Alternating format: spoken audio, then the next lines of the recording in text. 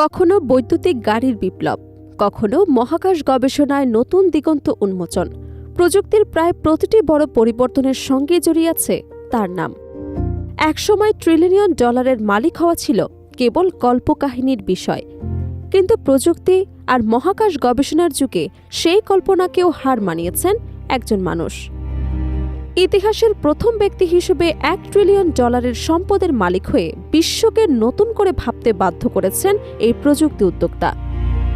বলছিলাম অর্থের রাজা ইলন মাস্কের কথা, কিন্তু প্রশ্ন হলো এই বিপুল সম্পদ আসলে কতটা বিশাল?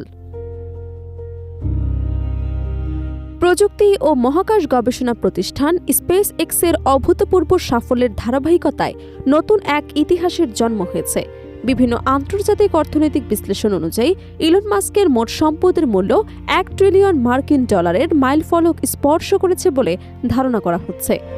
এর ফলে বিশ্বের সবচেয়ে ধনী ব্যক্তির তালিকায় তিনি শুধু শীর্ষস্থানেই নন, সম্পদের নতুন এক যুগের সূচনা করেছেন। $1 ট্রিলিয়ন সংখ্যাটি শুনতে যতটা বড় মনে হয়, বাস্তবে তা কল্পনারও বাইরে। বর্তমানে বিশ্বের জনসংখ্যা প্রায় 820 কোটি।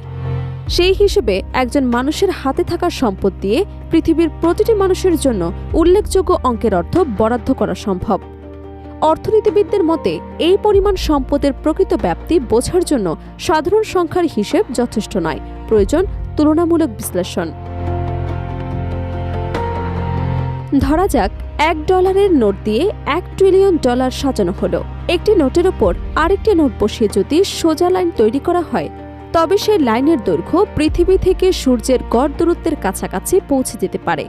অর্থাৎ এমন এক পরিমাণ অর্থ যার পরিসর বোঝাতে জ্যোতির্বৈজ্ঞানিক দূরত্বের উদাহরণ টানতে হয়। আবাসন খাতের উদাহরণও বিস্ময়কর। বর্তমানে যুক্তরাষ্ট্রে একটি মাঝারি মানের বাড়ির গড় মূল্য প্রায় $4 লাখ কিছু বেশি। সেই হিসেবে ইলন মাস্কের $1 ট্রিলিয়ন সম্পদ দিয়ে লাখ লাখ বাড়ি কেনা সম্ভব। বিশ্লেষকদের মতে এই পরিমাণ অর্থ দিয়ে বিশ্বের অনেক বড় শহরের আবাসন সংকট মোকাবিলায় বিশাল ভূমিকা রাখা যেতে পারে।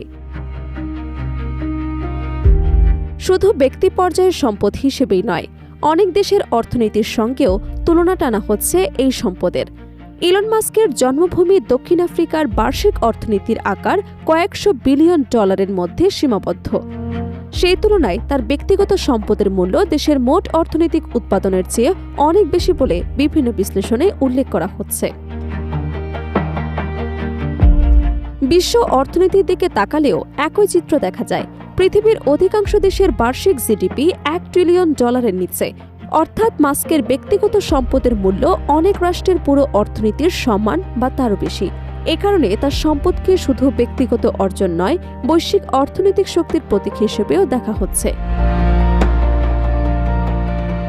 আরেকটি উল্লেখযোগ্য বিষয় হল বিশ্বের অন্যান্য শীর্ষ ধনকুবদের সঙ্গে তার ব্যবধান। প্রযুক্তি জগতের পরিচিত মুখ Larry page, Sergey Brin, Jeff Bezos কিংবা ল্যারি অ্যালিসনের মতো বিলিয়নিয়ারদের সম্পদের সঙ্গে তুলনা করলে দেখা যায় মাস্কের সম্পদ এককভাবে এক নতুন উচ্চতায় পৌঁছে গেছে। ফলে বৈশ্বিক সম্পদ বণ্টনের অসমতা নিয়েও নতুন করে আলোচনা শুরু হয়েছে। তবে অর্থনীতিবিদরা এক্ষেত্রেও একটি গুরুত্বপূর্ণ বিষয় স্মরণ করিয়ে দিচ্ছেন। ধনীদের সম্পদের বড় অংশই নগদ অর্থ নয়, এর অধিকাংশই কোম্পানির শেয়ার, বিনিয়োগ, প্রযুক্তি প্রতিষ্ঠানের বাজার মূল্য এবং অন্যান্য সম্পদের উপর নির্ভরশীল। ফলে কাগজে কলমে ঘোষিত সম্পদ এবং তাৎক্ষণিকভাবে ব্যবহারযোগ্য অর্থের মধ্যে উল্লেখযোগ্য পার্থক্য থাকে। উদাহরণ হিসেবে বলা যায়, ইলন মাস্কের সম্পদের বড় অংশ এসেছে তার বিভিন্ন প্রতিষ্ঠানে থাকা মালিকানা ও শেয়ারের মূল্য থেকে। শেয়ার বাজারে মূল্য ওঠানামার সঙ্গে সঙ্গে এই সম্পদের পরিমাণও পরিবর্তিত হতে পারে। সব মিলিয়ে $1 ট্রিলিয়ন এই গল্প শুধু একজন ধনকুবেরের সম্পদের হিসেব নয়, এটি প্রযুক্তির শক্তি, বৈশ্বিক অর্থনীতির পরিবর্তন এবং সম্পদের কেন্দ্রীভবনের এক বাস্তব চিত্র। ইলন মাস্ক নতুন ইতিহাস গড়েছেন ঠিকই, তবে তার এই সম্পদ বিশ্বে বৈষম্য এবং অর্থনৈতিক ভারসাম্য নিয়েও নতুন প্রশ্ন তুলেছে। এখন দেখার বিষয়, ভবিষ্যতে এই $1 ট্রিলিয়ন ক্লাবে আর কে যোগ দেন। প্রিয় দর্শক, আপনিও কি ইলন মাস্কের মতো সম্পদের মালিক হতে চান? আর ইলন মাস্কের মতোই যদি আপনার সম্পদের পাহাড় থাকতো, তাহলে আপনি কি কি খাতে এগুলো ব্যয় করতেন? আপনার মজাদার মন্তব্য জানাতে পারেন আমাদের কমেন্ট বক্সে।